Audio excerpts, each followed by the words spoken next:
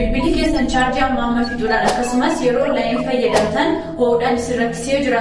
Appilikeeshinii tokko qofa bilbila keessan irratti uffachuudhaan chaarjiin bilbila keessanii akka dafee hin dhumne akkasumas yeroo onlaayinii fayyadamtan akka bilbilli keessan dafee hin ho'in isiniif godha. Maarree appilikeeshinii kana eessaa akka argattanii fi akkamitti akka itti fayyadamtan isinitti mul'isa.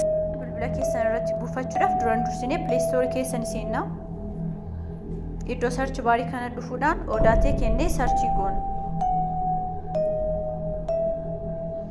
Appilikeeshinii kana waan buufadhee jiruu fi open jedhee keessa seena.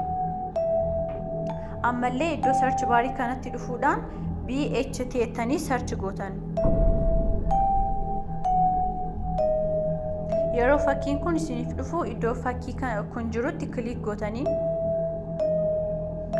hanga dhumaatti scroll gootanii bakka get it now jedhu kana kilik gootanii appilikeeshinii battery health temperature buufattanii waan buufadhee jiruuf open jedhee keessa seena.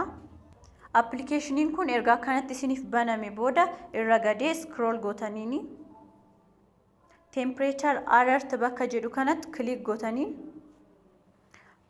erga sanii start battery protection kan jedhu kana tuqxan. Erga sanii gara dubaatti akkanatti deebi'uudhaan bakka resolve now jedhu kanatti kilik ni gootanii erga sanii allow jennaanii